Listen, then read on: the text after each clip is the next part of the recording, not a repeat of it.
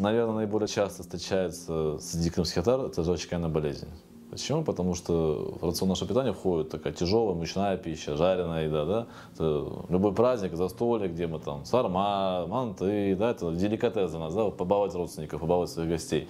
Но вслед за этим приходит желчекаменная болезнь. Это когда в желчном пузыре, который депонирует желчь, образуются камушки, которые в принципе вызывают хроническое воспаление. Сам факт наличия это уже нехорошо. Это характерно для женщин больше. Есть особенности обмена веществ. Желчекаменная болезнь, если говорить об этом, да, она не бывает остро возникшая. На самом деле люди просто не обращают внимания, что какой-то дискомфорт в подреберье, тяжесть после подреберья, особенно после еды. Ну, люди не придают значения, ну, тяжесть и тяжесть, да, там, мне еще на работу ехать, да, какая тяжесть. Тем более она как чувство не болит, а просто тянет или давит. А вот когда уже возникает боль в подреберье, когда возникает травма, когда возникает подъем температуры, когда возникает тошнота, рвота, вот это уже серьезные симптомы, с которыми нужно бегом бежать к врачу. Когда уже камень есть, вы можете об этом не знать. Ну, беспокоит вас, беспокоит какой-то дискомфорт. Кто на это внимание обращает? Вы начинаете принимать в целью профилактики какие-нибудь желчегонные препараты, они заставляют сокращаться желчный пузырь быстрее, сильнее, и камень проходит дальше. И вызывается осложнение. В лучшем случае просто воспаление, в худшем холодохолитиаз.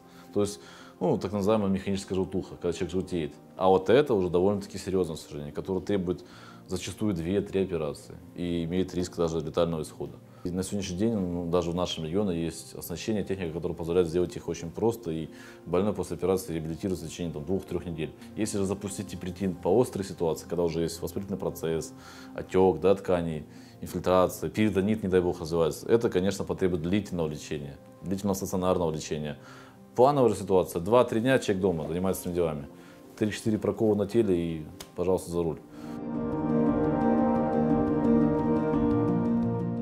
Самым правильным в профилактике это питание, правильное питание. Исключить жирное, жареное, острое, соленое, копченое. И разделить все приемы пищи на 5-6 раз в день.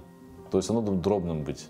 По чуть-чуть, по чуть-чуть, по чуть-чуть. Тогда не нарушается обмен веществ, не нарушается пищеварение, желчь не сгущается и камни не образуются, как правило. Но есть нюансы, есть к этому предрасположенность. Такой процент тоже у людей есть, когда человек никогда ничего не ел, но при этом камни образовались. Но это говорит о том, что нарушен обмен веществ. Один из элементов профилактики – это диагностика. Каждые полгода надо посещать УЗИ. В этом ничего плохого нет. Ранняя диагностика позволяет предотвратить много заболеваний. Если же есть камушек, хотя бы маленький, это требует операции. После этой операции, если все выполнено планово вовремя, диета, все. 3 месяца нужно ограничить физическую нагрузку, да, чтобы зажил апоневроз, чтобы было хорошо.